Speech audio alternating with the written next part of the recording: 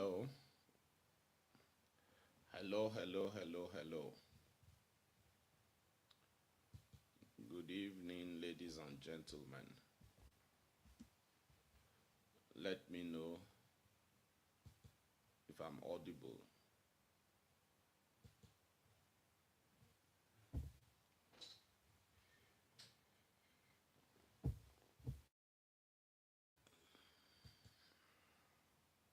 Hello, hello, hello. Let me know if I'm audible.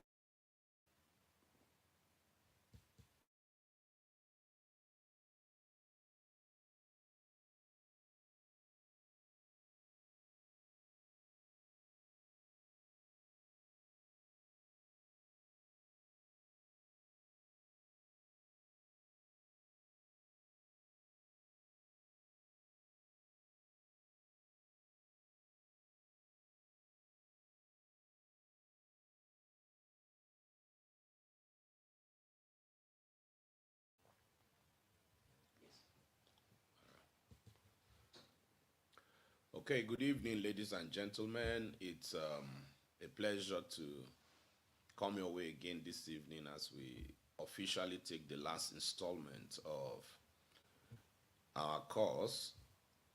The course is Faith and Politics. And I want to appreciate everyone that has joined us from the very beginning of the class till this moment.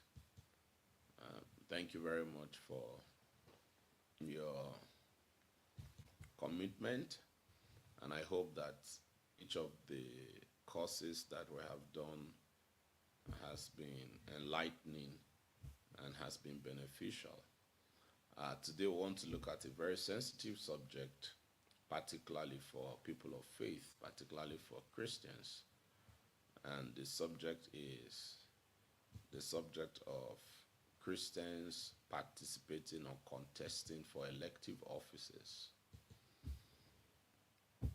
It's not the case that there's a consensus in terms of whether it is appropriate for Christians to contest in elective offices. And so some people would say yes, some people would say no. Different people belong at different end of the spectrum, and there are even people that are in between. And they all seem to have reasons for whatever position it is that they sustain. So this evening, I'm going to try to help us to tease out some of the possible arguments. And I can tell you from the start that my position on the matter is quite clear. If anyone has followed me for any length of time, you'd know that I am completely in support, given certain conditions, that Christians can participate in politics and can contest for elective offices. Now, with everything that we have done over the past 5 weeks, it is quite obvious, I would imagine, that participating in politics is not just something that we may or may not do because of how sensitive and important politics is in formulating public policy and in the maintenance of public law and order. And basically, for people of faith, our interest in politics would not just be because of the temporal goods that can come from politics, whatever those temporal goods might be. Our participation in politics would surely be because of more serious consequences that can arise from participation or non participation in politics. Generally, politics would be thought to be basically the game of the allocation of resources. Politics generally is essentially about the allocation of resources. And when we talk about allocation of resources as a very broad way to conceive of the concept of politics, you only need to give it a minute's thought to see how that can be truly a proper way to conceive of politics. Allocation of resources So when people go into politics, when we elect people into political offices, what exactly is it that we are looking for? What do we want them to do for us?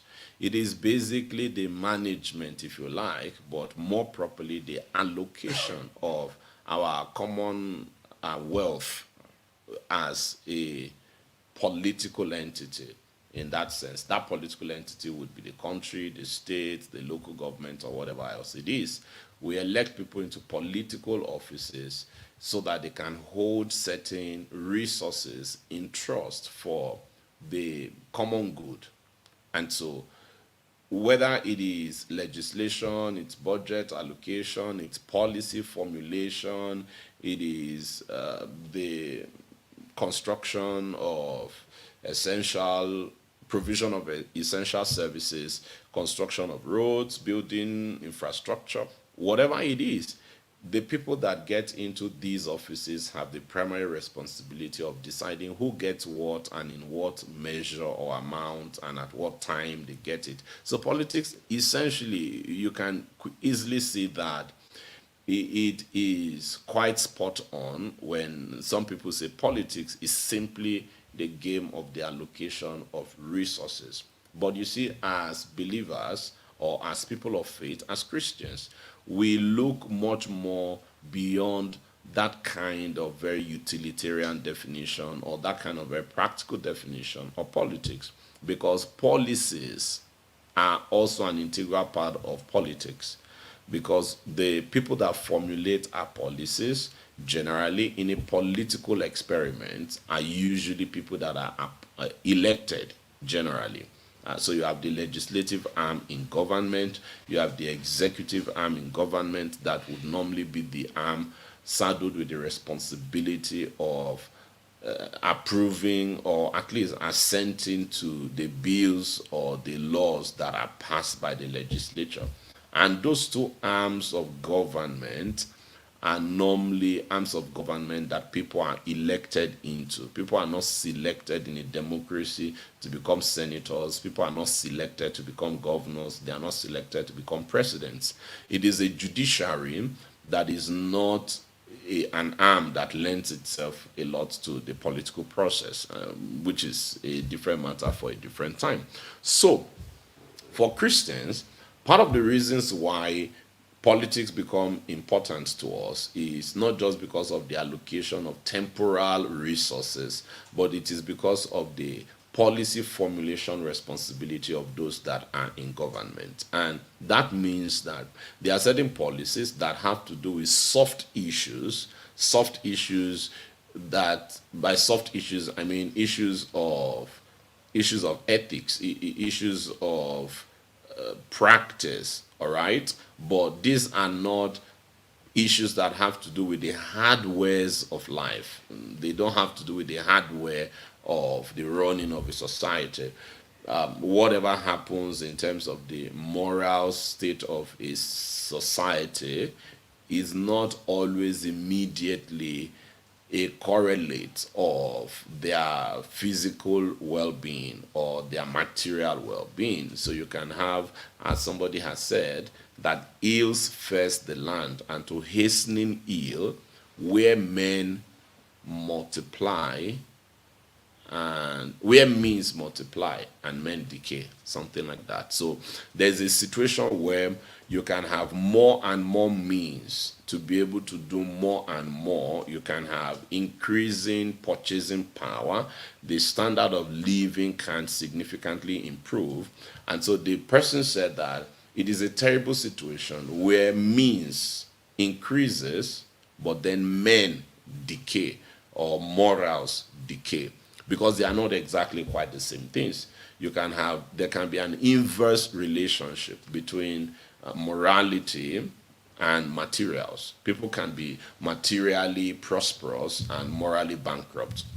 And there's a certain sense in the last 1 or 2 centuries that we have seen increasingly that the actions of government and the people in government can have significant implications for the practice of public morality, public piety, and ethics, because sometimes these are also policy issues. So you've seen all the debates that is going on around the world about the LGBTQ and how that relates to the way that other people that are not particularly in that community are required by law to interact, to deal, and to treat people that identify with the LGBTQ community. And the way that those decisions are made in terms of how to relate with these people by people that are not necessarily in that community is for them a moral issue. All right, these are not material issues. These are not hardware issues. These are issues of commitment. These are issues of the heart. These are issues of conscience. And these, in the long run, are issues of liberty of conscience. All right. So when government has the responsibility, rightly or wrongly, to dabble into these kinds of areas of our lives, it becomes also quite important. That's quite a compelling case, as it were, for Christians to be involved in that process wherever it is possible. So, wherever it is possible, it is a case can be made. I mean to say, and a compelling case at that can be made for Christians' involvement in politics. So, solely for the sake of helping to ensure that there are policies in place that make the practice of a life of faith possible. Not possible because you cannot practice faith even when it is prescribed by the government, but possible in the sense of being legal, that people should be free to be able to live a life that is consistent with the dictate of their conscience. Because in the end, faith and religion are matters of conscience. And so when you start to censure people's consciences, it's a very grievous thing. And a person cannot be made to willingly do something. When somebody has to do something willingly, then they do it willingly. If you make them do it, then they didn't do it willingly. And matters of faith are those kinds of issues that compel the conscience to take a certain kind of position on issues that are not necessarily issues of hardware. You know how I'm using that word hardware now. Yes, so there are not things like road construction, who gets a hospital, who doesn't get a hospital. Those are more like hardware issues. But I'm talking about things like, is it okay for people to assemble together to worship? How many people can gather in a place?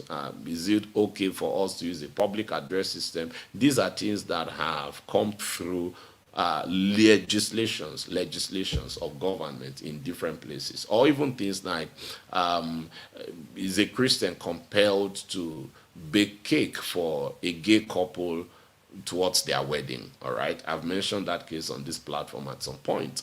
And if you remember that situation, it wasn't just a matter of Christian bakers not wanting to bake cake for a gay couple.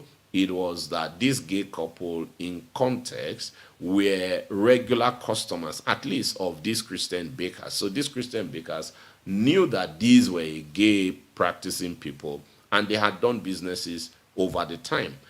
At least they baked cake for them before, knowing that they were a gay practicing people.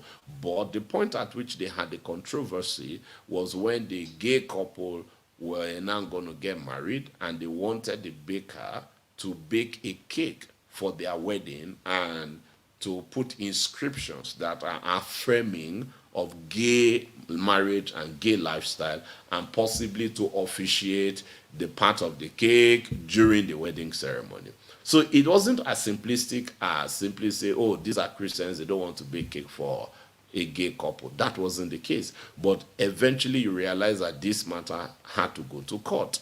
And the court is going to adjudicate on such a matter on the basis of existing legislation.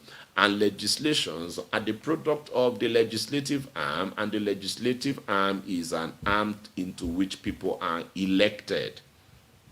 So this is just to give you a very simple example, and to see how the trail of issues that are happening in society can quickly trickle down to being a matter of politics. So for Christians, and for people of faith in general, when we say politics is about the allocation of resources, that might be a convenient definition or description, but it sometimes might miss the reason or miss the point as to why Christians can become passionate about politics to the extent of getting involved.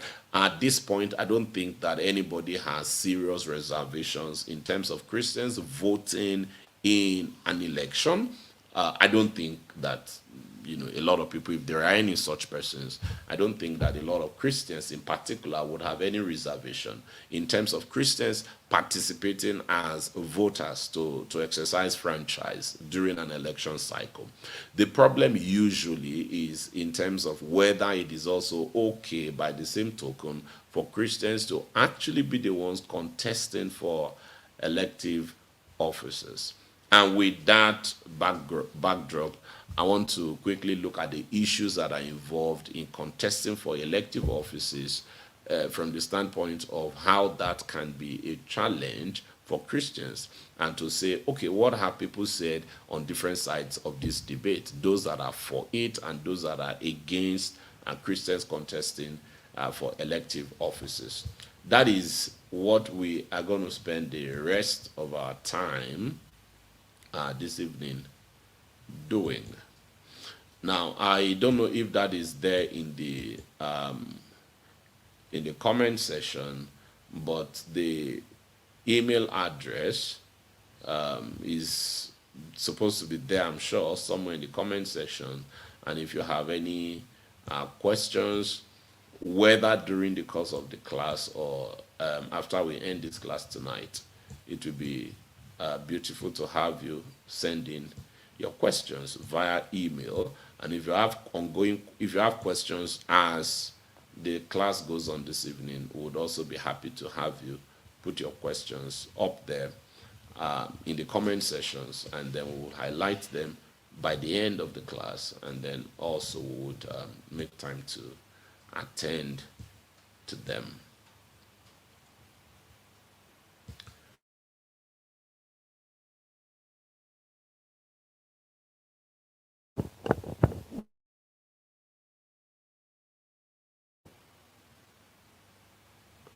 Okay.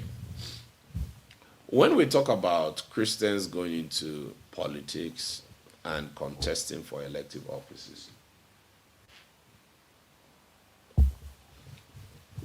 what are some of the arguments that people have made one way or the other?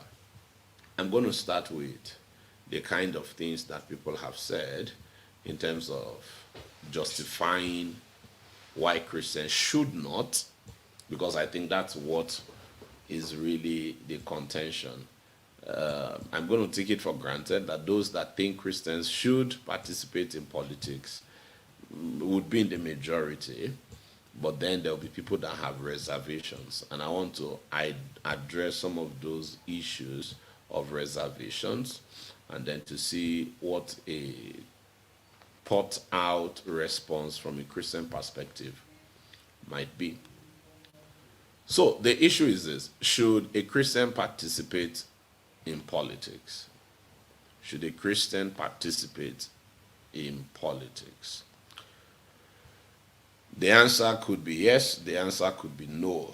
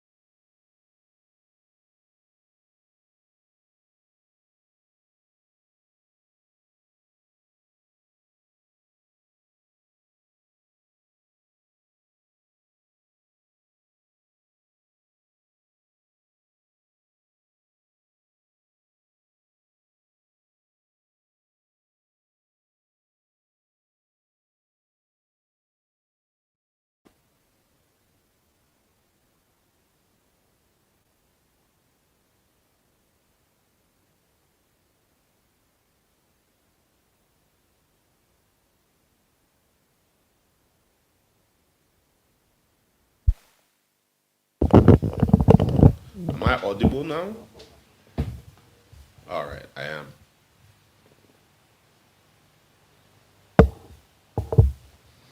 So the question is, should Christians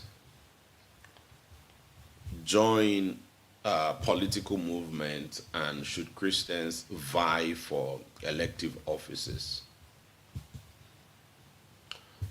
And I said, if your answer to that question is yes, that's quite straightforward. But if your answer to that question is no, I want to attend to your concern a little bit.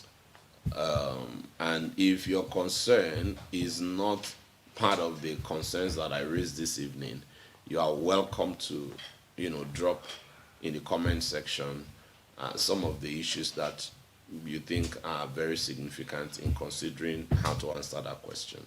So, number one, when people say no, Christians should not get involved in politics, sometimes it is because of the political process. It's because of the political process. It's not necessarily because of politics in itself. When I talk about the political process, I'm talking about something that is a little bit relative to different contexts, relative to different settings, relative to different civilizations. But at bottom, the principles that undergird this objection would be applicable to varying degrees across board. That's no matter where you live on the face of the earth. Obviously so, because we do not live in a perfect world. And when I talk about the political process, I'm talking about everything that range from the ideologies of political parties to things like the partnerships that are required for a successful political contest, or for a successful campaign, political campaign. In terms of, when I talk about campaign, I'm talking about putting yourself out there for politics and then going through that process. The alliances, the partnerships that you need to form and forge in pursuit of a political ambition, if you are going to vie for elective office, those alliances are not always alliances that you can determine completely the caliber of people that come on board.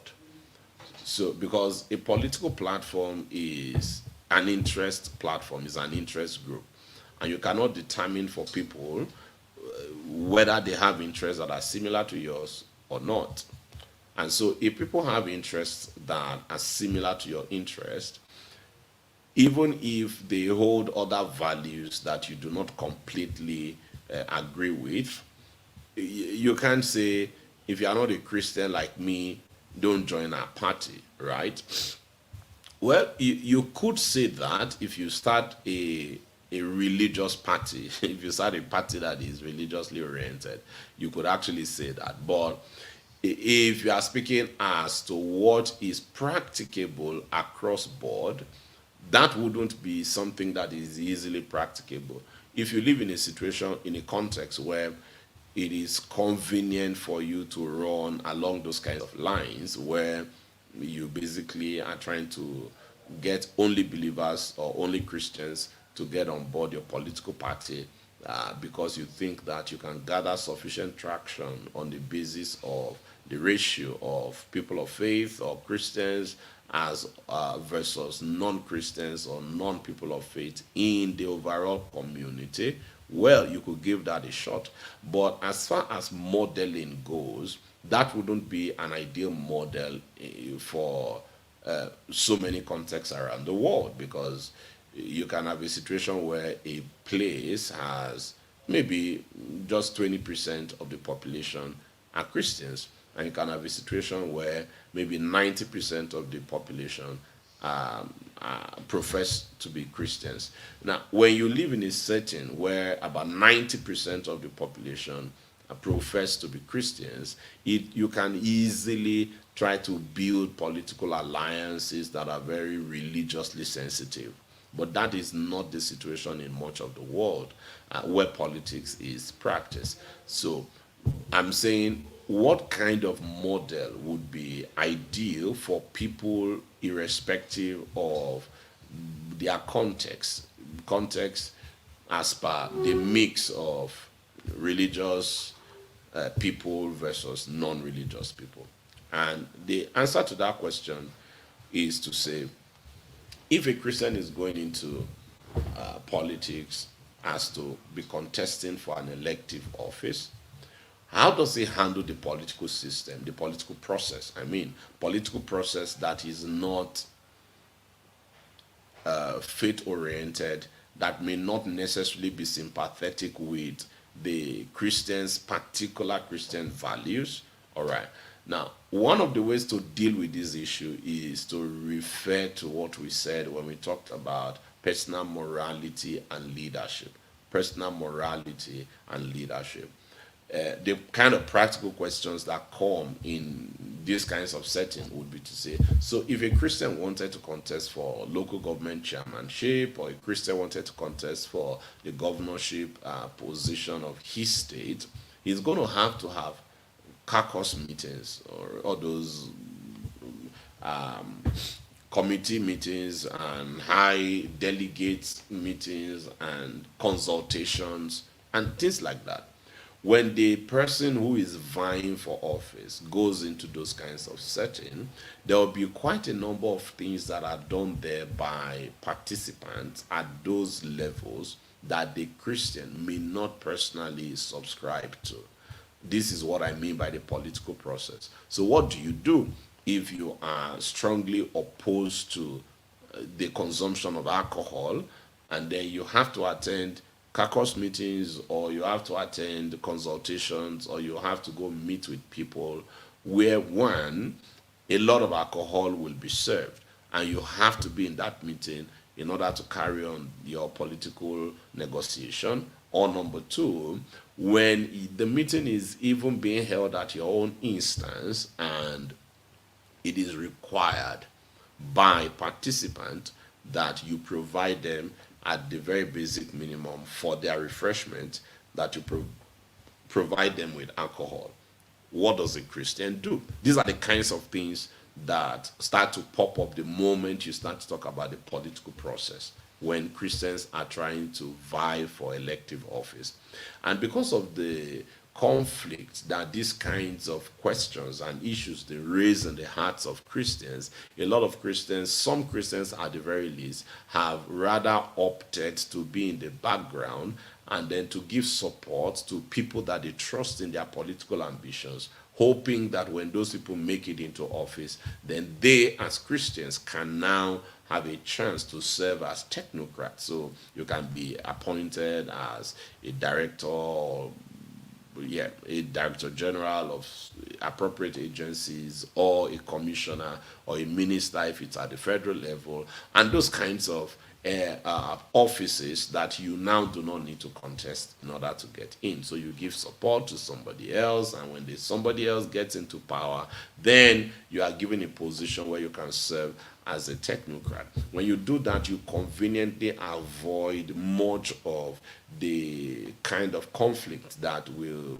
be faced by someone who is putting himself out there to contest for an office. But what we are looking at this evening is not the technocrat, it's not the Christian technocrat. We are looking at the person who is putting himself out there. How do you deal with context and situations like that, where there are certain things that are being demanded or required that run in the face, or the fly in the face of your own personal morality that you hold on to? What do you do?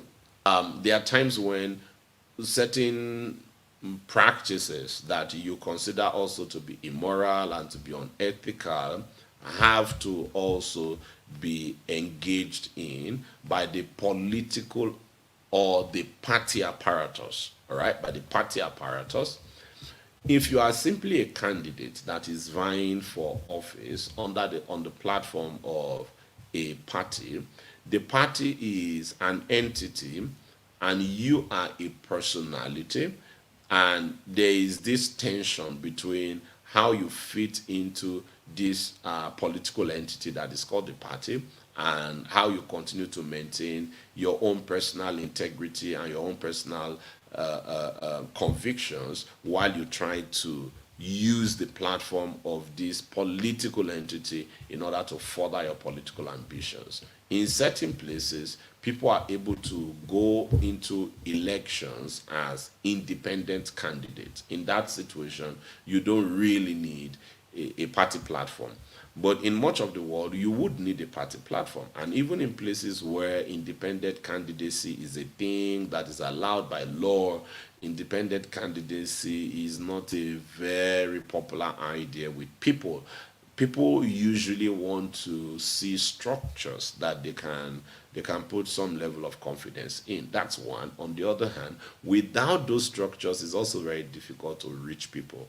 And when you start to put that kind of structure together, it's only a matter of time. You are now going to run into the exact same problem that we are talking about. You are going to need the input of people that are not of the same religious conviction as yourself, and then eventually you are back to the same kinds of challenges that we're trying to avoid by not using a political party platform. The only difference would be that there will be a higher chance of your ability to bring certain levels of control into what can be done and what might not be done.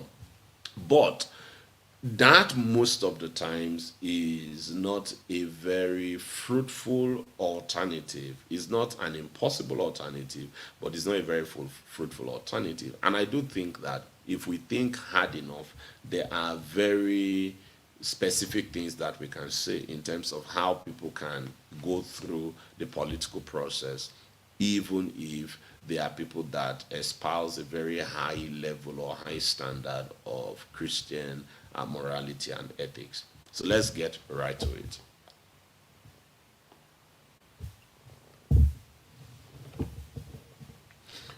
When you get through the political process as a Christian, I'm going to be using specific examples and things like that. There are certain things you need to do. Number one, it's important to learn to separate your person from the political party because you are not the same things. There is the aspirant, there's the candidate of the party eventually, and there's a party as a political entity, a corporate, official political entity. That party would have its rules, its regulations, its practices, and all of those kinds of things. It's generally its culture. The only reason you would have joined the party in the first place is because there's an acceptable level of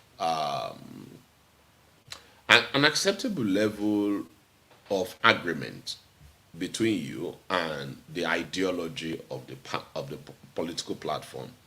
But it is not going to be the case that you can have perfect synchrony between your ideologies and the ideologies of the party. It just needs to be acceptable, a comfortably acceptable level of agreement between your ideals and the ideals of the party on whose platform you want to run. Because even if it is not a party, the moment you have more than one person involved in something, there is going to be the possibility of differences of views at certain points. But the issue would be that there should be sufficient, the matters on which we agree should be broad enough, strong enough, should be deep enough that our disagreements can largely be superficial issues that do not threaten the very heart of the project that we're trying to prosecute. So, you absolutely need to learn to draw a line between yourself as a person and the political platform as an entity. This point is a very critical point, and this is a point at which a lot of people that go into politics they stumble.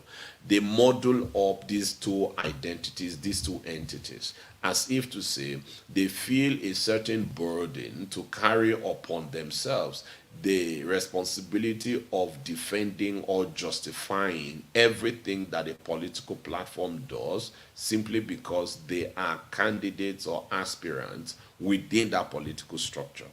All right? And that doesn't look to me like a very reasonable way to proceed if you want to make any dent at all in the rot that we are in as a civilization. You absolutely, definitely, you need to draw a distinction between yourself and the political platform, so that there are certain actions of the party or your political platform that you may not completely agree with, but if it is the unanimous, or if that is whatever the decision making process of your party is, if that is what has come through that process, you will now need to learn how to juggle your personal convictions with the political the position of your political party.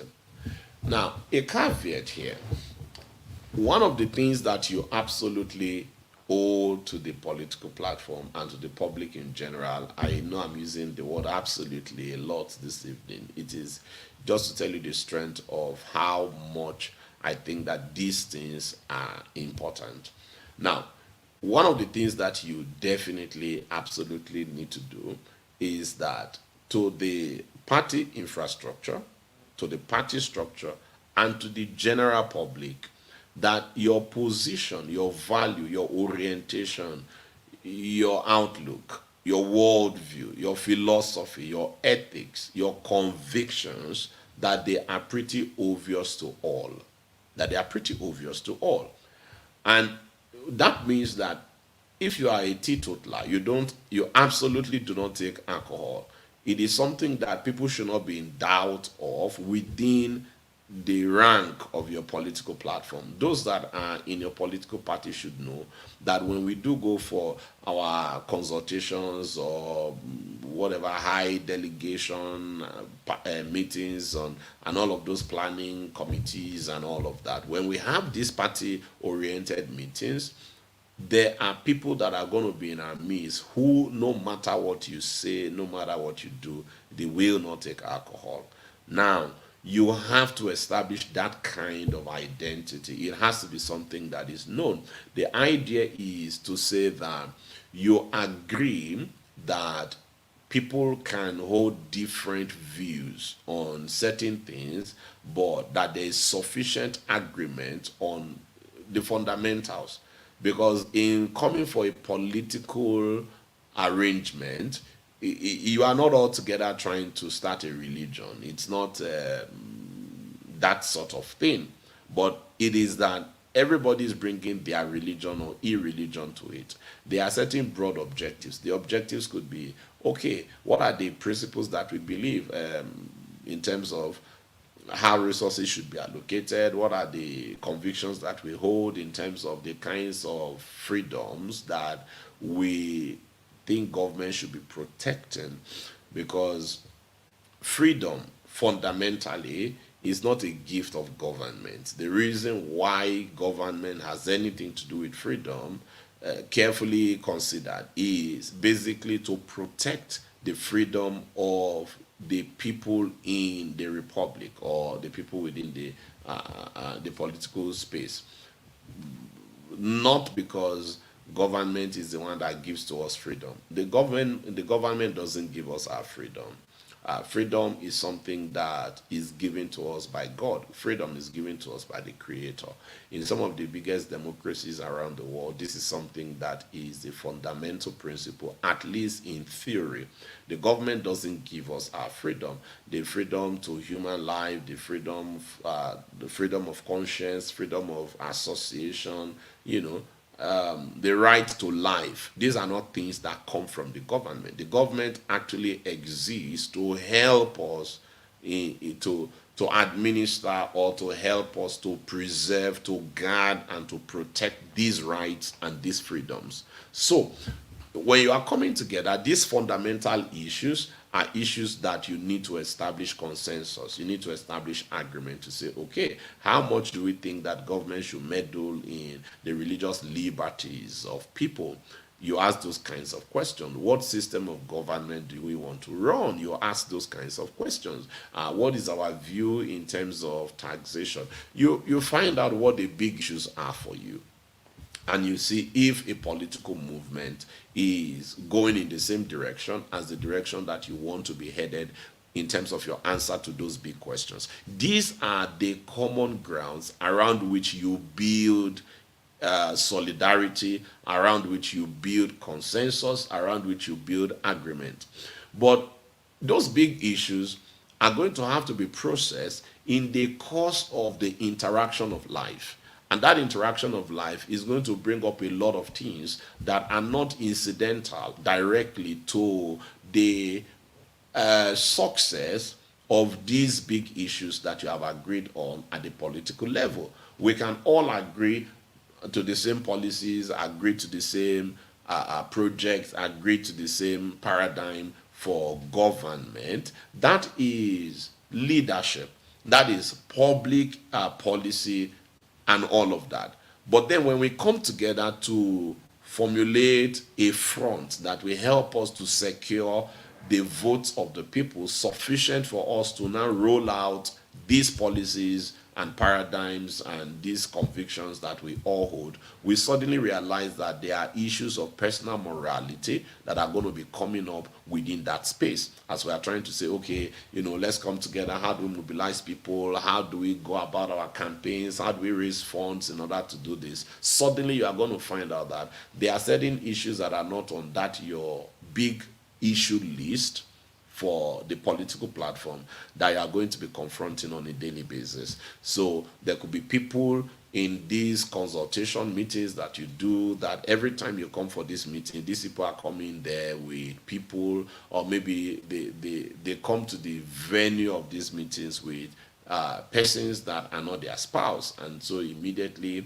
or after a while you can tell that this person is having an affair, but he has a wife, or she has a husband, but she's having an affair, he's having an affair. The person's affair may not have a direct bearing on the political objective of the political platform. All right? So these are very sensitive issues that if you don't think through them carefully, when you get into this space, you are going to feel overwhelmed. You are absolutely going to feel overwhelmed. So issues like these are issues that you need to think through Christianly, and you need to think through soberly before you advance a position. One of the problems that we have when we are trying to use biblical examples in trying to formulate answers to these kinds of issues is the fact that in scripture, democracy was not the system of government in much of the civilizations that existed in Bible times. So we know people like Daniel, we know people like Joseph, we know people like Nehemiah, we know people like Mordecai, and on and on, all right? We know people like Zerubbabel, who was a governor during the days of the rebuilding of the temple after the temple of Solomon had been destroyed. But the point is, these people didn't get into these positions by contesting in an election. So there's a sense in which we get a pushback when we say Daniel was in government. People will say, but well, Daniel did not contest an election. Joseph was in government. Yeah, but Joseph did not contest in an election. So I can understand that point. But hear me and hear me very well. There is a lot that we can learn from these men and these women that have gone ahead of us that served in Bible time.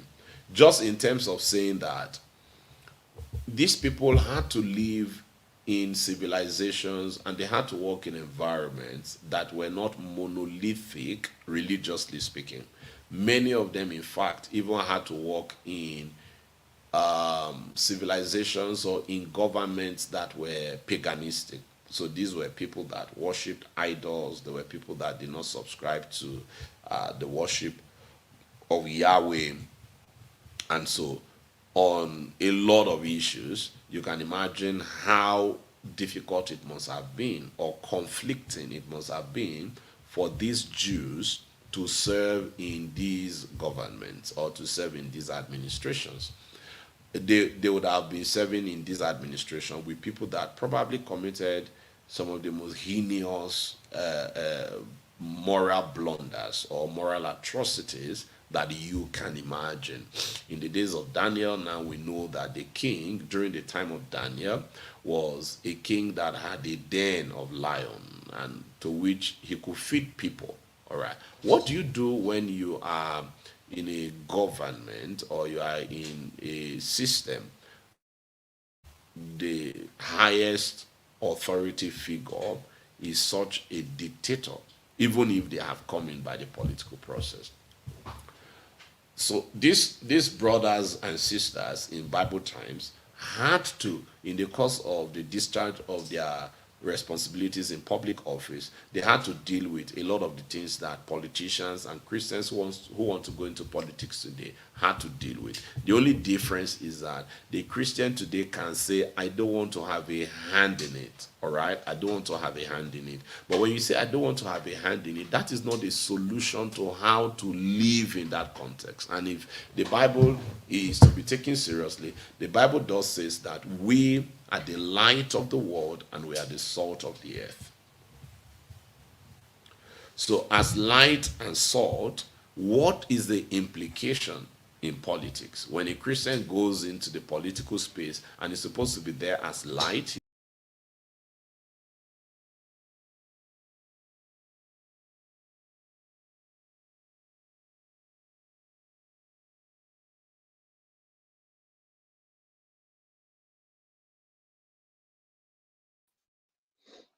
hello, hello, hello,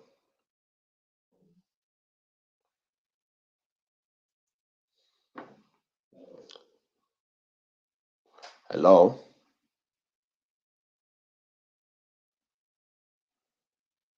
Hello.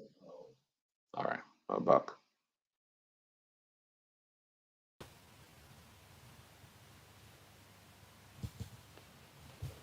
Okay.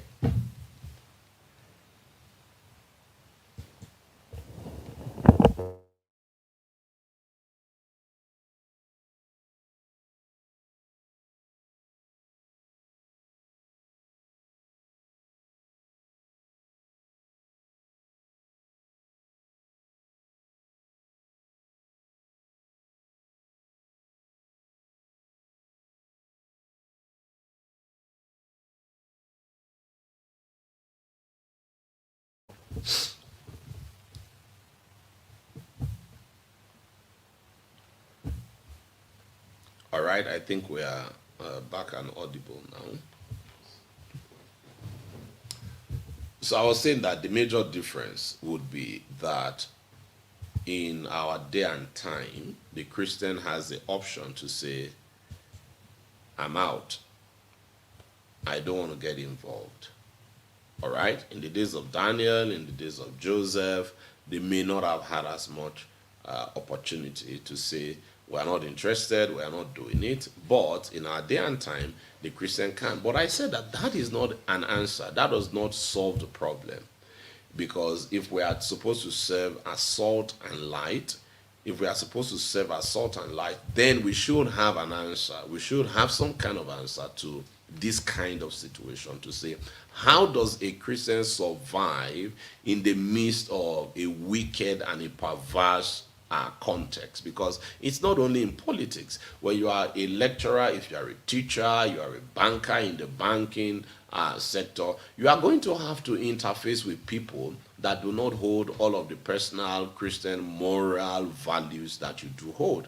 And many of those people are people you are going to have to be dealing with on a daily basis. Many of them are people that are going to have to be in a meeting with. There will be times when you are going to travel for conferences or travel for trainings, and you are going to have opportunity to see these your colleagues close up with in the way that they live their lives. And you're going to see that several of the things that could be said of politicians when you interface with politicians in politics because you are vying for an elective position, you are suddenly going to realize that a lot of those same things are things that are present within so many other contexts.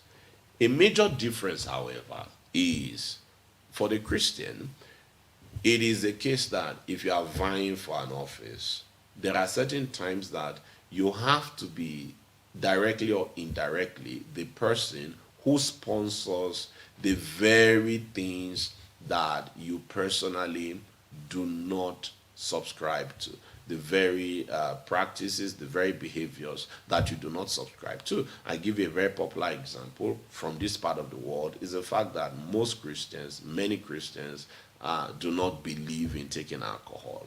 And when you have a coalition that is politically oriented, it's very difficult to avoid alcohol being served in such a context. And the problem would be not just that you are going to be in a place where some persons are going to be consuming alcohol in the course of the meeting, but you are also going to be in a place where you probably have to be the one to make the alcohol available.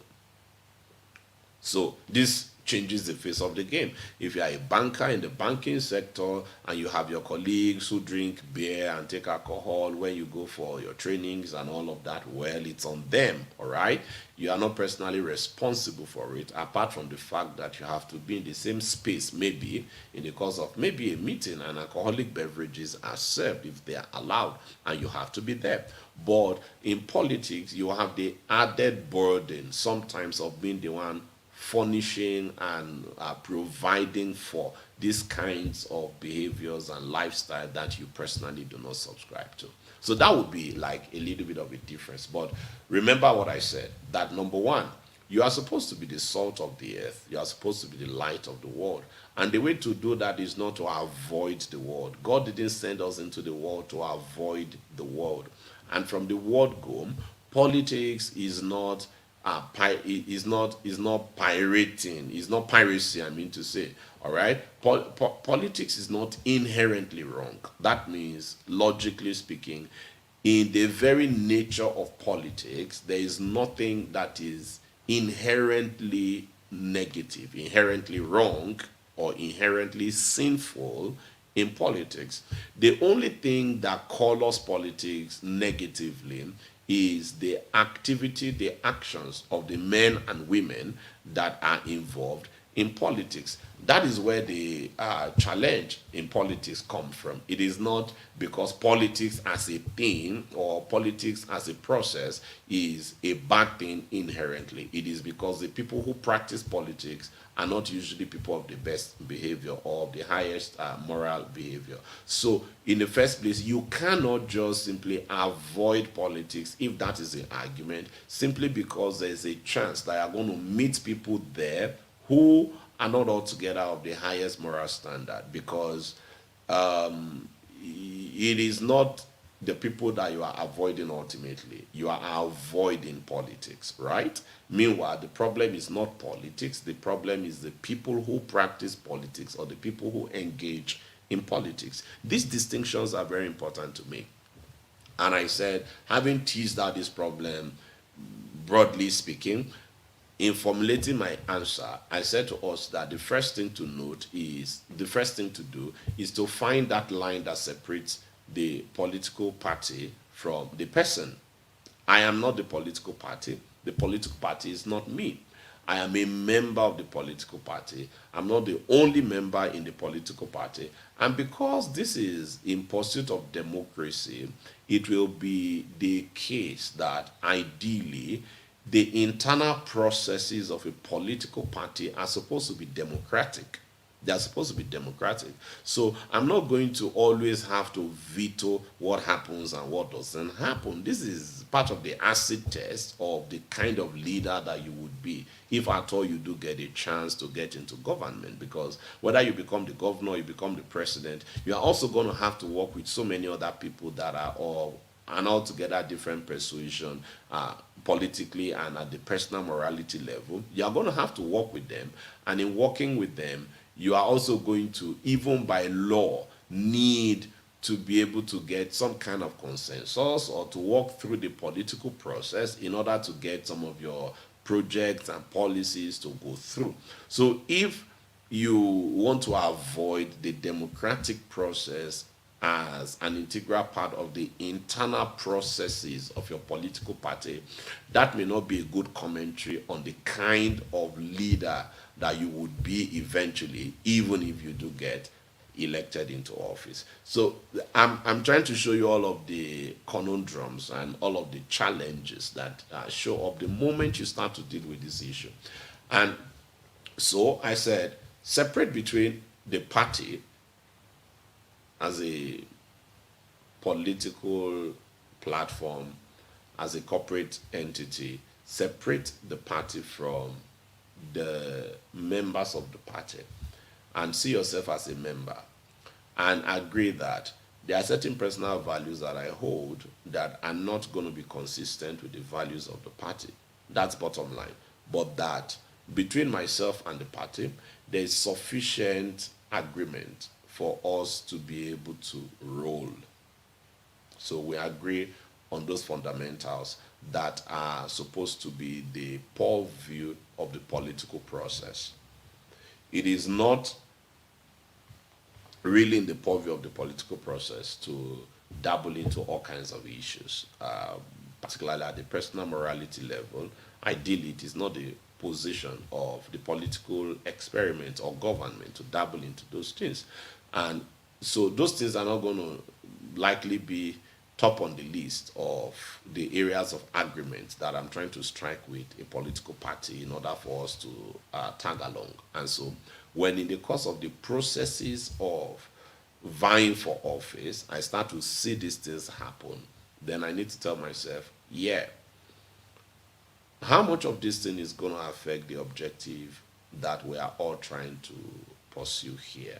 You answer that question. The answer to that question will be very significant. Number two, which is in reverse, actually, the first thing I said before, is that do people understand where I stand personally on these issues? Are people unsure as to whether I take alcohol or whether I'm a teetotaler? Are people unsure about these kinds of things? Are people unsure what I think about our fidelity in marriage? Because in the course of going for these meetings, maybe you have started seeing people coming along with their mistresses or women coming in with other men that are not their husbands, and you can tell with a very high degree of confidence that there's an affair going on here. What is your outlook to these things? What do people think is your outlook to these things? Because sometimes one of the greatest things that you can do in that context is just to be a different person in that context. That could be part of your witnessing to the people with whom you have to sit around the table every now and again. That they see that in the midst of all of the things that you all have to do together and the demands and the challenge of trying to wade through these political processes, that there is a certain ability that you seem to have to go through that process without resorting to some of the things they have to resort to in order to be able to stay to retain their sanity through the process. So you don't drink, you say, you know, you don't drink. You don't club, you don't club. You don't party, you don't party. You are not into, you don't have affairs. And you say, no, you don't have affairs. You don't have girlfriends, boyfriends, you don't have mistresses and sugar daddies, whatever the case may be. Whatever it is that people think is the definition of unwinding. And these things, to the extent that they contradict your Christian conviction and commitment, when people see that you don't partake and participate in these things, those that are within that cycle, it could become a witnessing platform. All right? It could become a witnessing handle for you that people eventually might start to wonder, how exactly do you cope? How do you cope with what we do if you don't do a lot of the other things that we do in as pastime, the things we do as recreation activity, the extracurricular activity, all right, the non-political things that we have to engage in, just as a way to retain or to regain sanity or to stay sane or to be able to have some fun. If you don't do these things, how are you able to carry along? And then you have an opportunity to introduce them to the fact that right here, right now in this meeting, I am not alone. I have a friend in Jesus and he's everything to me. Or you can now introduce them to your faith to say, you see, Christianity is not just a commitment to a certain code of conduct, it is a commitment to a person who is alive, a person who is present here and now. So there are times that I may not be able to have physically present people that I can process certain things through or with, but there's a person that is always with me, all right? And that person is Jesus, and I can talk to him. The same way that you can talk to a friend that you can see here and now, and that there is a joy, there is a beauty, there is an aura, there is fraternity in the spirit that words cannot describe. It's a joy. It's something that gives you higher degrees of fulfillment than any kind of fulfillment you can get by defiling yourself. And when you phrase it in those kinds of languages, it could become the seed that God uses somewhere down the line in order to bring someone within that environment to the faith. So that even though you came there for political purposes, living a life that is exemplary for the witness of Christianity could actually become a very powerful thing that God uses in order to reach those people. Because some of those people are people that conventional evangelists and preachers in church might just never be able to reach. But politics could give you that kind of platform that gives you access, not just access so that you can tell them about Jesus, head on, but that you have this access to now live a life that is consistent with the ideals of Christianity, to the point that eventually they start to ask you questions, or your life causes them to go away asking questions, and at some point it could be more useful in the hands of God than you could ever have imagined. So that's one of the ways to look at it. But then it does not answer the question of things like when you have to make available for people things like alcohol, things like whatever it is that people want to have or that they have in those places that you don't personally believe in. Now, the political platform from your person does not solve that problem. Yeah, there's a political platform. If the political platform make beer and water available when we come for a meeting, I'm going to go for the water. Other people can take the beer.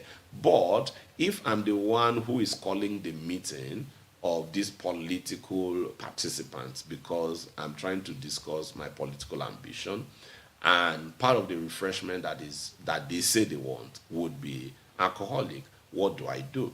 There are no easy ways to answer that kind of a question. Many of the times, the context is going to dictate what is the most appropriate thing to do. But I can say this to you, that if you follow the first things we have said, that people understand clearly that you are teetotaler, all right? That you do not take alcohol, you do not consume alcohol, and you do not think that people should be indulging in alcohol.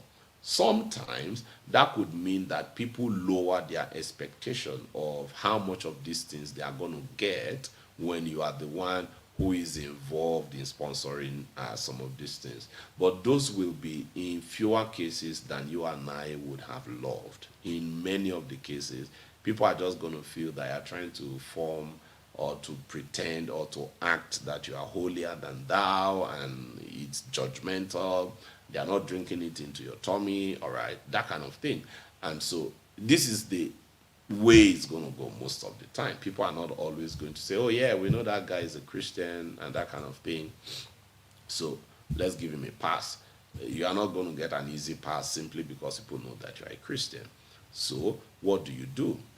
And I want to say to you, there are no easy answers. But I can say this to you, that there's a possibility that you can develop such a reputation among the people that the expectation for alcohol is absolutely non-existent the moment people know that you are the one who is going to fund the meeting. But like I said, that is not likely going to be the case in majority of the cases. In majority of the cases, you do not necessarily, you are not going to get people who are going to show that level of respect and understanding for your personal ideals and convictions. And because you are the one who is seeking to contest for a political office, it is like they are coming around to do you some kind of favor. That's the way these things are considered. So what do you do? Now, I think that there are different ways of dealing with it. The the moment you realize that the consumption of alcohol is, for instance, a matter of personal morality that you do hold on to. That when people take alcohol in moderation as adults, they do not break any law of the land.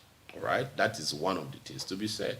And then the other thing to be said is to say that you know that these people will take the alcohol. If you don't buy for them, they'll buy for themselves, or the party will make these things normally available for them, and they would always take.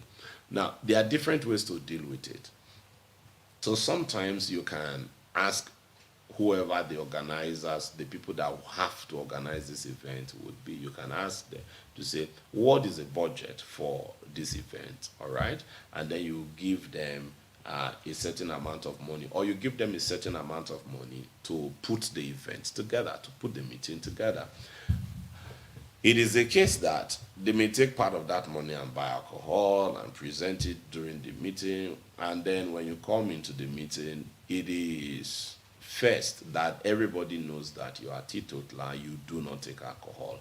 Number two, it will be important for you to make that point in the meeting, to say to them that you can say that they have bought alcohol into this place, and you were the one that sponsored this meeting, and that everybody here knows that you do not take alcohol. This is creating a conflict of interest for me. If you have the trust of the party, all right, this is the kind of conversation then that you can put on the table. Now, because sometimes you are not going to be able to completely avoid it. It gets more serious than that. There are some of those meetings that have to happen in your house. So certain people are going to come over to your house to have some of these kinds of very secret meetings, if you like, very, very critical meetings that must be done with utmost secrecy and confidentiality. So they are going to come over, and some of them will have nothing of a part in your personal morality that is informed by your religious persuasions and conviction. And so those people are people who are going to expect, or some of them might even demand, that you provide them alcohol. In situations like that, what do you do? Again, there are no easy answers, but I'm going to say also that your personal integrity before the people is going to be always critical in what you are able to say and in what you are able to insist upon. If you do not have that level of personal integrity that has been modeled before the people, it's going to affect your legitimacy, as it were. You are going to feel that you do not have the moral right to be talking to them, right? So it's not as simple as just say, yeah, so what should you say? Yeah, just debunk it. No, there's a context in which these things are done, and that context is the context of the life that you have lived before these fellow politicians, so to say. That is part of what is going to embolden or inform the kind of answers that you can give with a certain level of authority. Because the words that you speak, the way that you respond, has to be backed up by authority and authenticity. Authority and authenticity. The moment people start to discern some level of hypocrisy or duplicity in other aspects of your life, while you are sitting on the high horse, for instance, of insisting that you don't take alcohol, you don't serve alcohol, you are going to lose it completely. People can show understanding if you have lived a life that is above reproach before them. So there's a level of consistency that they see that you are applying here, in the sense that you are consistent. That means you are not dealing with them in a way that is different from the way you deal with yourself across board, not just on this issue. Because Otherwise, it will start to look like we take alcohol, you don't take alcohol, but you do other things that are probably worse than even the consumption of alcohol, and we know these things. So, what rights do you have to stop us from doing the thing that we do, which is not in our estimation as bad as the things that you do, simply because what we do does not happen to be what you do? But you do not even have the right, because as a person, you are not that much of a moral superior to us. So again, it's going to depend very heavily on that kind of thing. And there are times when that again will not be enough. How do you solve that problem? You solve the problem by a personal understanding of the demands of God and the demands of Scripture in terms of the whole idea of alcohol. Because there are places around the world where believers, as believers, hold different views in terms of the way that they interpret the relevant Bible passages that have to do with alcohol. So, what is your understanding of the biblical position on the issue of alcohol? That is number one. Number two, that understanding, do you think that it is a natural law for everybody, or does it look more appropriately to be called a matter of Christian morality? And if it is a matter of Christian morality, are you trying to impose a Christian morality on people that are not making any pretensions to being Christians? In which case, you know that they do not have the life, but you are trying to force the fruit of a particular life upon them. Because if it's a matter of Christian morality, it means that God expects this from you because of investments that He had already made in you. And so, if you have people in whom God has not made that investment, and you are trying to pressure them or insist that they produce a fruit that is supposed to be consistent with a deposit that they do not have, right? That also may not therefore be like the most consistent thing to do, even from a spiritual standpoint. So there are no easy answers, but these are the ways that you can go about trying to formulate your personal response in those kinds of contexts. And then I can say to you finally that a Christian who decides to say, I make it very clear to people I don't take alcohol, and as much as possible I do not provide, but in extraneous circumstances, yes, my money might be used to make alcohol available for people, even though it's not something that I endorse. This is something that could happen reluctantly, as it were, or sometimes, you give people money, you don't even know everything they do with it, or sometimes you need to sponsor rallies and that kind of thing. You simply give people money, okay, this is for the rally that we are going to. At the end of the day, they are going to buy a lot of things. Some of them would be things that you do not approve of, some of them will be things that you do approve of.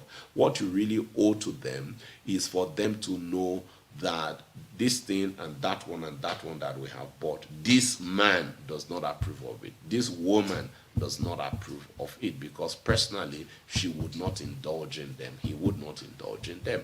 I want to use the remaining time that I have to deal with something else that is very critical to this whole political process examination in terms of Christian contesting for elective office. It is political processes that involve certain sharp practices, fraudulent practices, things like voter fraud, or rigging, as it is called, all right, election rigging.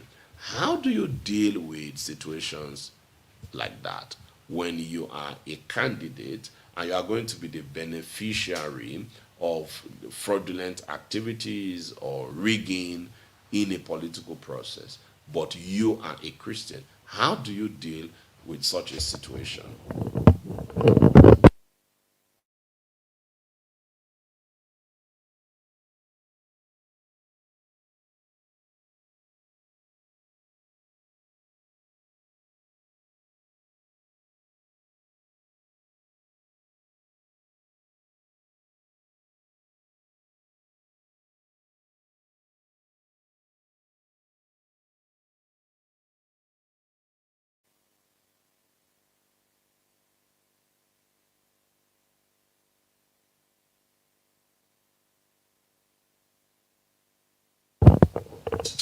Hello? Yeah, all right. So sorry for that little break. As I was saying, if elections are going to be rigged and you are going to be the beneficiary of that rigging exercise as a Christian, what do you do? Or if, yeah, when I'm talking about rigging of an election, I'm talking about whether it is in the course of the internal democratic processes of your particular political party, or now in the contest, the actual elections in the public space. Because sometimes there are these things that are called primaries, party primaries, and the process, the internal political processes by which party primaries are conducted, sometimes can be skewed in favor of particular persons because of certain things. And then in the conduct of the general election, the actual general elections, there are all kinds of practices that would go on them. So, what does a Christian do when you are aware that your party is about to make certain decisions or to strike certain deals with certain persons that is going to benefit, in quote, your political ambition, but you know that those practices are fraudulent, those practices are wrong. So, this is things like rigging, bribing, election officials, and all of those kinds of things, just to give you favors that you are buying, right? So when you have to buy those kinds of favors, or sometimes you have to pay money so they can allow you to do things that are outrightly wrong, like vote buying, like ballot box stuffing, uh, like just changing figures. They can pay the party delegates at the polling unit at the end of an election to just change the figures. All right, so our party got 200 votes here, your party got only 90 votes here. You know that, well, it's not going to make such a huge difference. So let's add 30, 40 votes from your candidate, your party's candidate, to our own party candidate, so that our figure is now going to be showing 230. Your own figure is not going to be showing 60, because in any case, your candidate doesn't really stand a chance in winning this election. These are real life situations of the kinds of things, the kinds of negotiations that go on within the political space, especially when it is time for elections. Some of these things you will not know, some of these things you will know. Again, how do you deal with this? Well, the same principle. Number one, let it be clear to the political apparatus and leadership that these are things that you frown upon, that you believe that victory is best and it's only desirable if it is legitimately gotten. All right? Victory is only victory and only desirable if it is legitimately gotten. That you are not going to make compromises, you do not support fraudulent activities in the pursuit of victory. If you are trying to do good for the people, then you should let the people legitimately give you the opportunity to do that good. You should not impose, I mean to say, you don't impose yourself on the people that you want to do good to.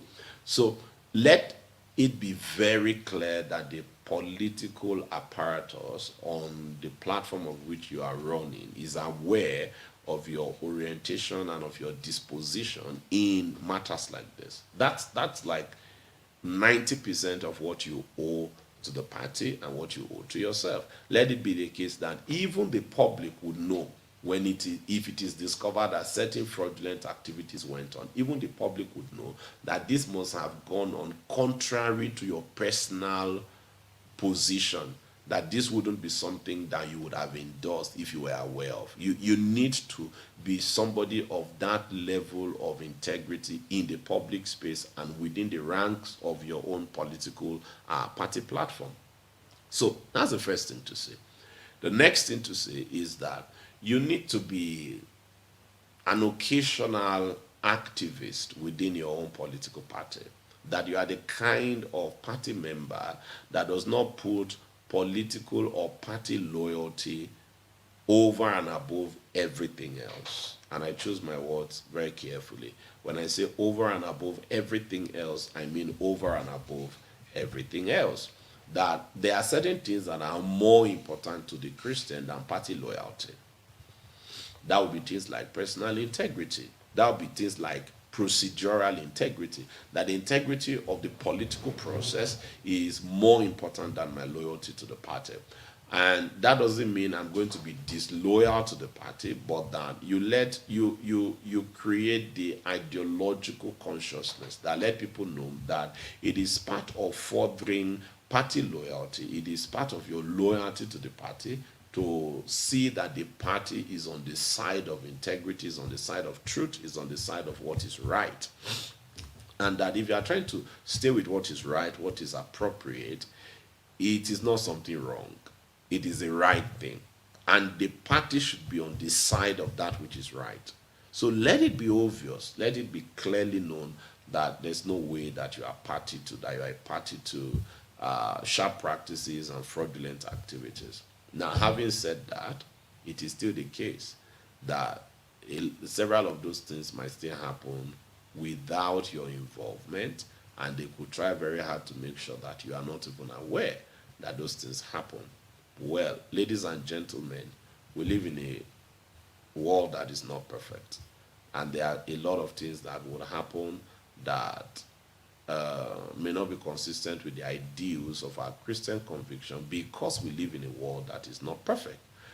What you need to do and what you owe is first and foremost to make it very obvious where you stand so that nobody is in doubt. Nobody thinks that they are actually helping you if they are trying to do something that you do not believe in. Let it be obvious to them that this thing we are doing it contrary to what this man or this woman would have loved for us to do. That is the witness that you owe in that space.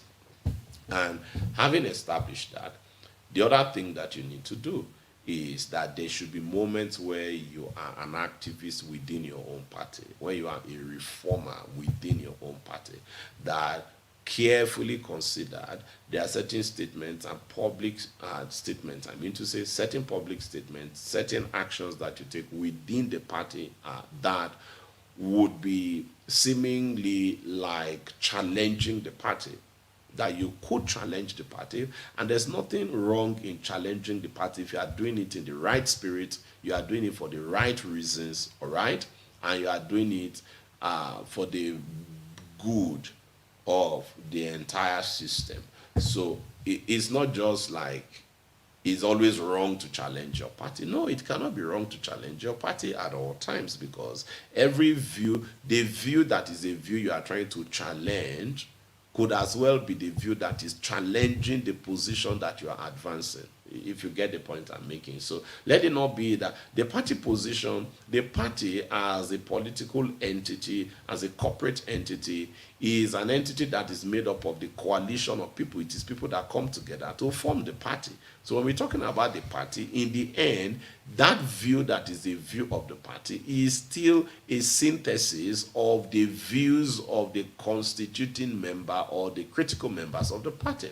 And so there's no reason why, if the thing was formulated, there's no reason why it cannot be reviewed. If it's a policy, if it's a law, if it's a rule. So if there are things within the party structure that are inherently dubious or fraudulent, you should occasionally pick your fights and pick them sensitively. But you must be able to be seen as somebody that believes not only in the right thing, so that you're not just like Lot, whose soul was vexed when he saw the atrocity that went on in Sodom, but that you are also actively doing something to bring about changes. So it's not only enough that you have personal integrity, but people must also see that that integrity is bleeding into your engagement with the processes and with the systems. So there should be time when you go out there and you actually make statements that do not paint your party in the best light in terms of their conduct, but at the same time does not in any way compromise your loyalty to the party. So you are speaking, it's the same way that when people say things to you that you do not like, sometimes they say, we are saying this thing for your own interest, but We know it hurts you to hear what we are trying to say, but we are saying it for your best interest. It's precisely because we believe in you, we are committed to you. That's why we are saying to you the things we are saying to you.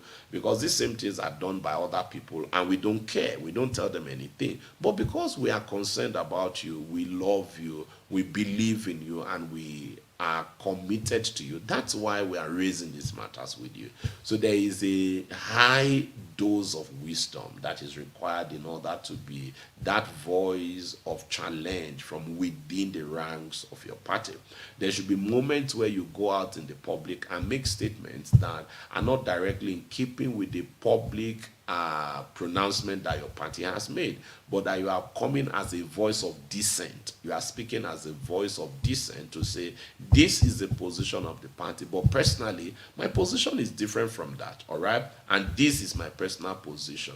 But the party, because of the internal democratic processes, has come up with this position, and I'm going to have to abide by that position. But I want it to be on record that as a person, this is my view on this matter. But I do not think that our difference on this matter is strong enough to make me to put in my resignation, or to, abdicate my responsibilities, or to completely turn away from my participation. So you need to know what the line is that cannot be crossed if you are going to remain within the system. There should be a line, really, that if it is crossed, there's no compromise that can be made. You cannot adapt to things at that level. So every Christian must again draw that line to say, and that's the third and final point I'm making, to say, when is too much too much? How much is too much? You need to know that absolute line that if the party crosses, or if you are put under pressure to cross, then you will have no choice than to withdraw from the process and then re-strategize and probably look for a more amenable platform that you can engage upon. And then in the final analysis, when you do secure the nomination of your party and now you are put up for the elections, it is important that you understand that you are going to be working with all kinds of people. There are other electoral processes that I have not had time to mention, like thuggery, all right? These boys or these guys that sometimes they pay them in order to help in one way or the other. Those are very complicated issues, but the principle remains in terms of the answer. It flows from the things I've said already. That number one, as always, let people know where you stand. To say we are doing this for him, but we know he will not be happy if he hears that this is what we have done. That's very important. Number two is to say how much of it are you aware of? Because many times, if they know the kind of person you are, they're going to try to make sure that you don't know as much as possible. And for your own sanity, there are many things that you should also try to not pry into, unless you strongly feel that you have a reform or that you need to carry on in those, you need to bring out in that regard. And I'm not asking you to bury your heads in the sand. It's not the ostrich approach. I'm just simply saying that even the scriptures would say the same kind of thing, that if the king is too petty and you want to hear everything, someday, you are going to hear your servant insulting you and that kind of thing. It is to say that you cannot try to dabble into every little aspect of the processes of your party. So again, wisdom tells you where to draw the line, to say, no, in terms of this thing, I absolutely need to know what is going on here and how it is being done. And then there are other things that are not within that bracket that you may not really bother to know. These are not things that I can speculate upon. Every case will have to be treated on its own merit. But when it comes to the issue of maybe thugs and these area boys and all of that are used in the election, it should be something that people know that you have no tolerance at all for violence of any sort in the course of an election. That's the basic point you need to make. And as much as it lies in your power, discourage it, both internally and publicly. All right? Internally within the party structure and publicly. And let it be such that everything you say has a ring of both authority and authenticity. Authority and authenticity. Authority and authenticity, we could stick with one of them, because if there's authenticity, eventually it gives rise to authority. If you have authority, it is because you are authentic. So, but I'm trying to put it out in those dual formats so that you get the point. Authority and authenticity. You speak with a certain level of sincerity that has a force, that has a compelling power in the hearts of the hearers, because that authority comes from an authentic life, a life that is above reproach. People are not saying, he's acting holier than thou, but look at this and this and this. Let it be that when they say, look at this and this and this, is he not also complicit? At the very best, let it be false allegation. Let it be that the people are lying. If that is the case, you still have authority, you still have authenticity, because the currency for authenticity is a life in context, a life that is above reproach. It is a life that is consistent. It is a life of integrity. That's how authenticity and authority eventually evolves. This is the currency that you need ultimately to participate. A whole lot of the things I've said are broad strokes, but I hope that it gives you a handle for how to process these kinds of challenges when you get there. Certain things are usually not cut out in black and white when it comes to politics. Certain other things are cut out in black and white when it comes to politics. So you cannot go into a covenant, a blood covenant, or some kind of shady stuff in order to secure a political position, or like we have seen at some other point where they try to make you to sign a resignation letter or some kind of thing before you are even appointed into or elected into an office. So there are certain places that are clearly no-go areas. All right, from the start you can tell that no, if it gets to this level, I'm not going to get there. But those things should have been part of the fundamentals that you have put on the table from the beginning in order to determine whether this is a platform that you want to be identified with or not. So with that, we come to the end of this series. For now, we are going to come back to the whole subject of faith and politics at another point if God gives us the opportunity in the coming year. But for now, this is the last in the series, and I hope that this has been quite engaging and enlightening. If there are any questions, are there any questions before we call this a day? Let me check on the platforms.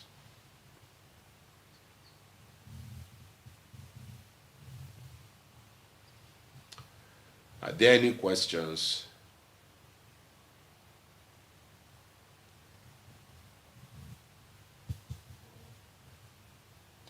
Any questions? Any questions?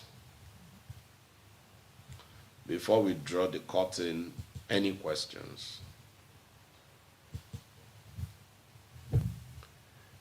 Any questions from YouTube or any question from the MixLR platform? No questions, as much as I can see. No question. All right. So with that, we come to the end of the course. And if you have further engagements or concerns or questions, remember that you are free to send your inquiries to the email, via email, I mean to say.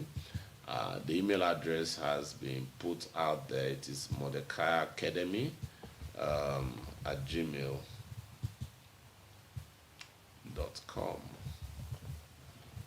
It's Mordecai Academy at gmail.com.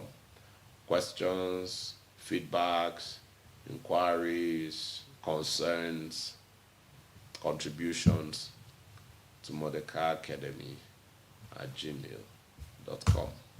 All right. Thank you very much. God bless you.